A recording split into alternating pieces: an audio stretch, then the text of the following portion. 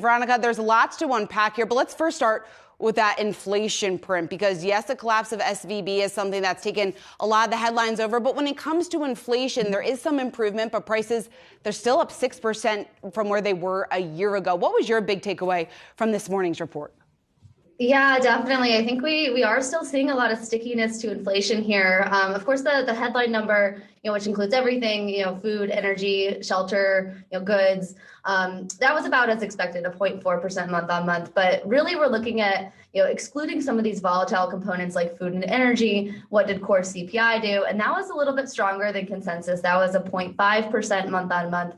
And you're still seeing a lot of strength in components like shelter, which is expected to slow down, but really hasn't yet. You're still, I think, getting some further upside to goods prices. And then most importantly for the Fed, you're seeing a lot of inflation in these non-shelter services prices, things like recreation or personal services. And those are prices that are tied to a really tight labor market. And that's telling us, I think the Fed still has more to do here. Yeah, you mentioned shelter, up 0.8%, double the CPI number, and 8.1% year over year. Let's step back a bit. And if you're Jerome Powell, do you actually see progress in this report?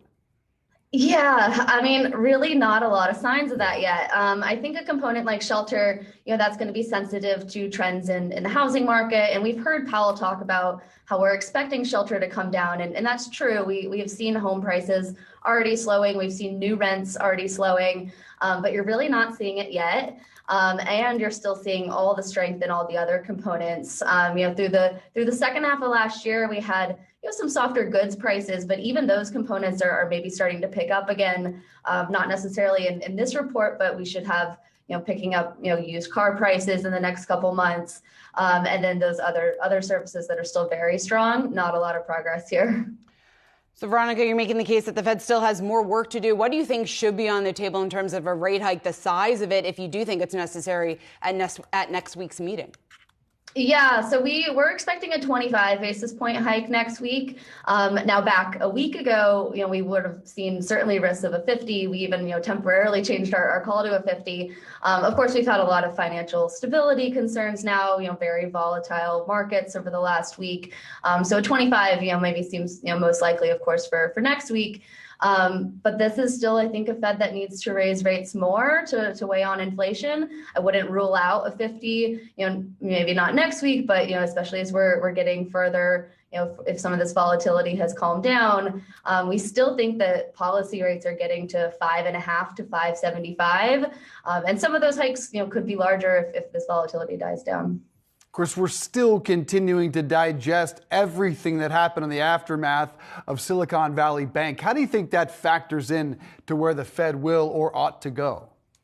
Yeah, it's certainly something they're going to be watching. Of course, any contagion risks, any impact on the broader economy that this might have, a tightening of credit conditions, less lending. That's certainly possible. I think it's really hard to know right now.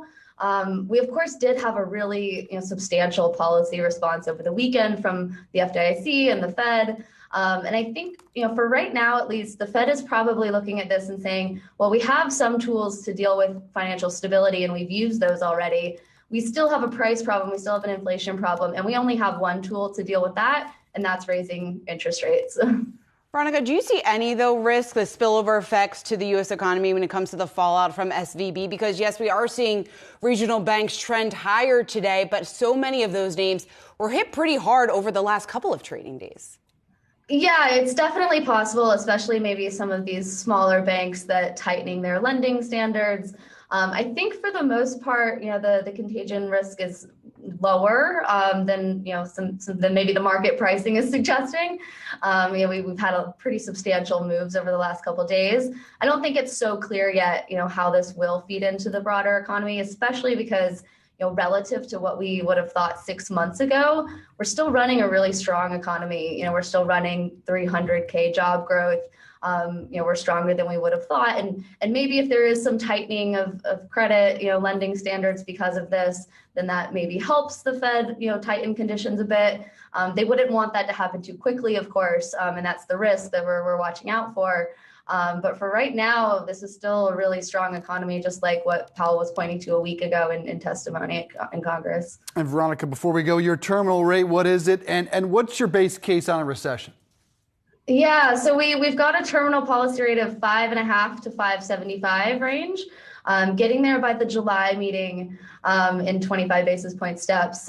We would still expect that by the second half of this year, we are slowing into a recession. That's still our base case. I think we would have expected to see more of that slowing at this point, and so maybe that recession is maybe more delayed. But if you're not getting the slowing in activity, you're not getting the loosening in the labor market, then there's not a lot of reason for inflation to come down, and that's a Fed that needs to be more aggressive. And then eventually, you would expect some kind of recession. Indeed. Citi's Veronica Clark, thanks so much. Appreciate all that.